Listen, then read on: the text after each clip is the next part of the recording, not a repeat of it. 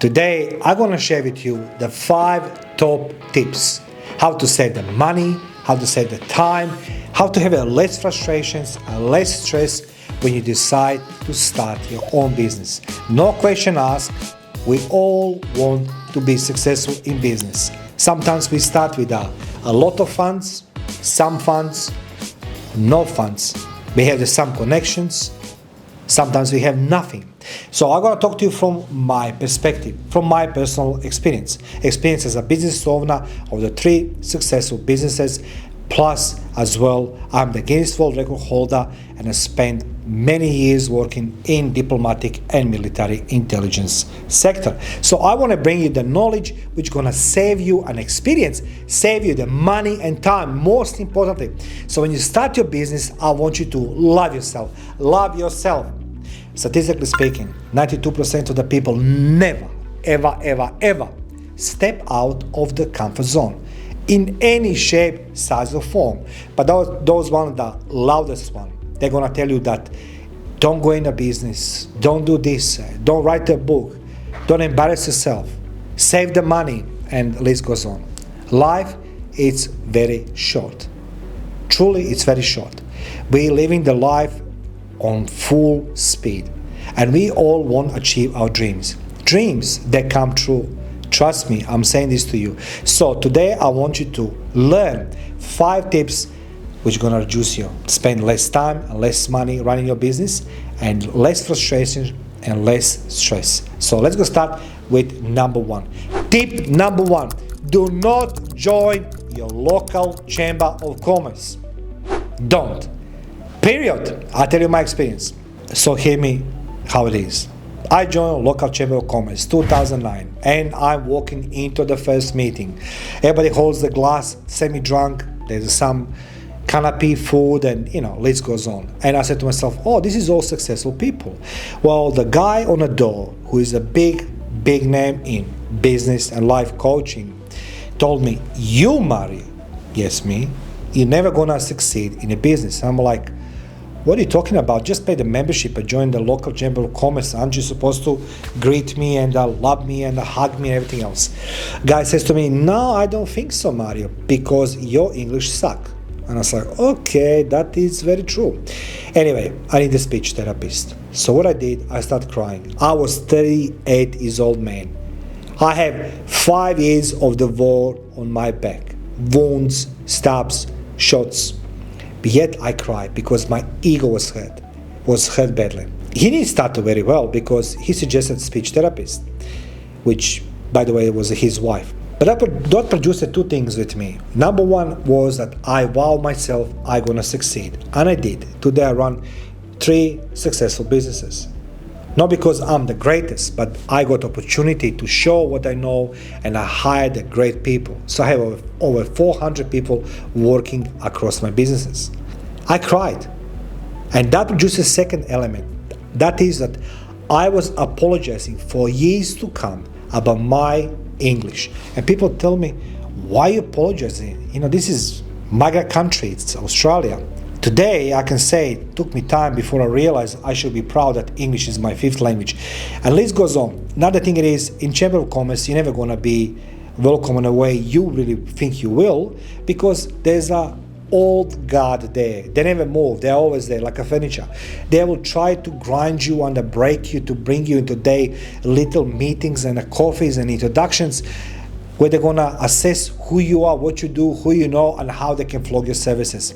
So if you think that you're gonna meet your desirable client there, no, you will not. If you are a very local business and you have no intention, do nothing except being local, go for it. But if you ever consider to grow your business, local chamber of commerce, 0 points. Tip number 2, SWOT analysis. Come on, seriously. Guys, I spent so many years in intelligence, diplomatic, military, still working today, investigations, interrogations. And I did SWOT analysis. Strength, weaknesses, opportunities, and threats. Come on. Who invented that bullshit? That's the biggest waste of your time, your energy, because that is not designed for you to succeed. It's designed that your little business coach or whatever, life coach or someone next to you says like, oh my God, we need to work on this, you need this. If I need to tell you to write SWOT analysis about your weaknesses, and you run your business, then you're not for the business. Go take the job in corporation, they're gonna do it for you. I need to know every day, 24/7. You wake me up 3 o'clock in the morning and tell me, Marty, what's your weakness? I will say, this is my weakness. I don't need to put it on paper. But there is a paradox. You're gonna use open source intelligence, social media, platforms, libraries, books, radio stations, TVs, whatever, to find everything about your competitor. Guys, stop there. Do not go that path. It's not designed to you advance. It's to you be afraid. Your competitor, I have my competitors. I couldn't care less of my competitors. They can have whatever they want. I've been humiliated by my competitors so many times. I told myself, one thing I can do, what my competitors cannot do it. I'm still doing today, writing books about investigations. You need to work on your product and services, your intellectual property. You know what you need to protect and how you need to protect. You know what is hackable, what is not hackable. You know how social engineering works, how it doesn't work. Who's doing your website? Who's doing your accounting? That's the things you need to worry about. Not what your competitors does, because your competitors are 2 steps ahead of you. You will not read this on his website. Oh, ladies and gentlemen, I'm doing this and this and this just to know. They do this announcement when things are finished. SWOT analysis. Seriously? Seriously? Come on, challenge me. Put down and tell me how SWOT analysis is going to benefit for your business. And then you need to go revise your SWOT analysis from time to time. It's waste of your time. Do not do that. Number 3, changing habits. When I was in sniper school, I remember instructor told us, do not stop changing things. I said, what do you mean, don't stop changing things? He said, do not change anything what you're doing. Do not stop being you. I said, oh, okay, that's what you think. So what basically what it says, if you eat a chocolate, eat a chocolate. If you're doing this, do this. Of course, as a sniper, you don't leave the garbage behind you, the traces, the trail, where you are. But you don't change your habits. If you need to go in the toilet, you need to go in the toilet sometimes. You need to eat chocolate, you have a chocolate. But imagine this rubbish.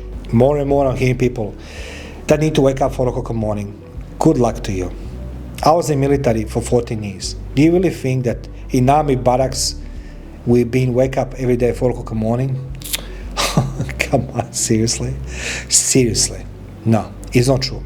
And I'll tell you why it is. If you look statistically, and I want you to go and check this, the professional chess player, which using the brain only to play, burn hundreds of calories in game just thinking. Now you turn your brain 4 o'clock in the morning, you go to gym because it's somebody told you it's a great thing to do it. You're doing the gym till 6 o'clock, you come home, I'm all fresh, the kids awake and I have it all day.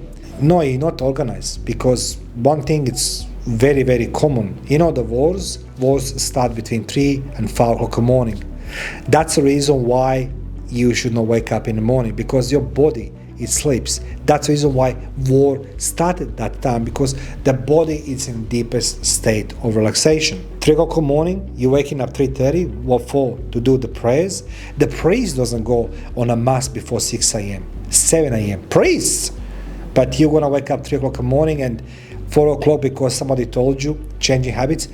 Changing habits, it's gonna do for you so much negative results. Number 1, if you have no custom to wake up 4 o'clock in the morning, you're gonna become sleepy later during the day. You're gonna be hungry during the day. You're gonna change entire habit of people around you. What for? Because somebody told you to wake up.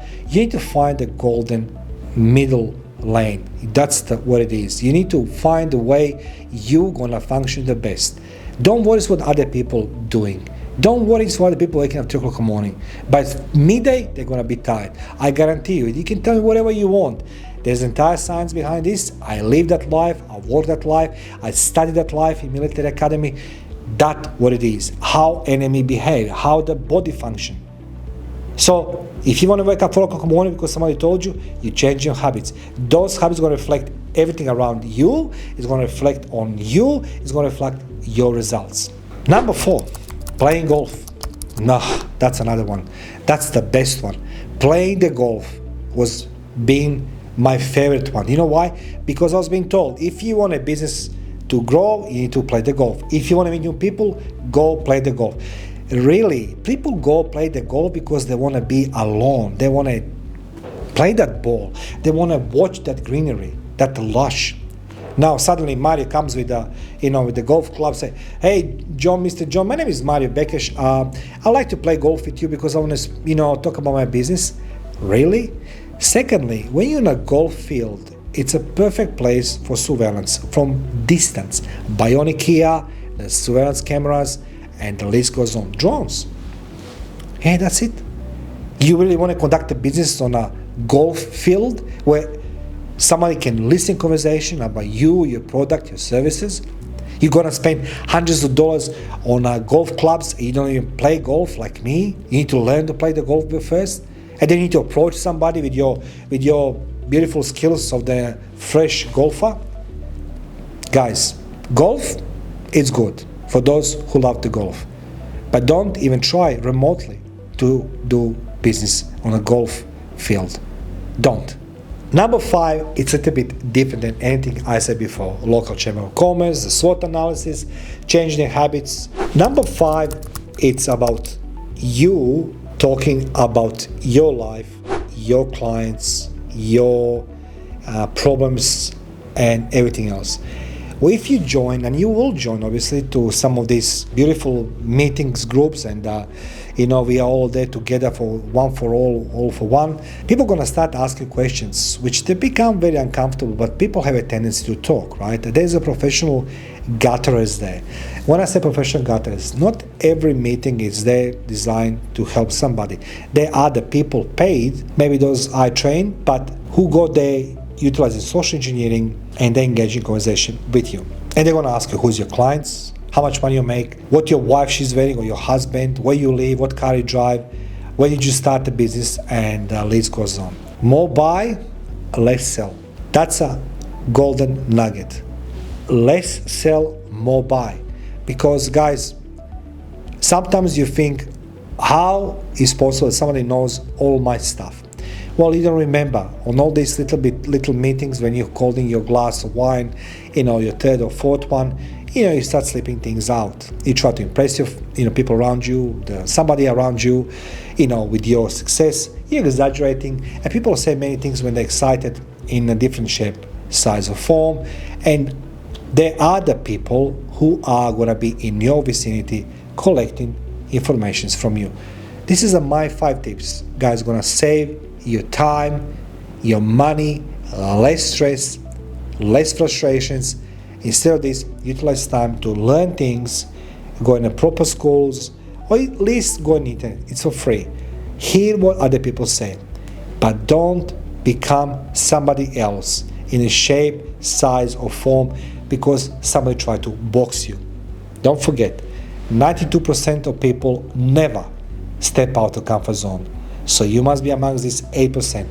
And I congratulate you for being courageous, stepping out and doing what you think is best. And most importantly, have the fun. Whatever you do in your life, have the fun. Don't stop having fun. Thank you for watching. Let me know in the comment section below, what do you think? What do you believe? Do you agree with me? Disagree?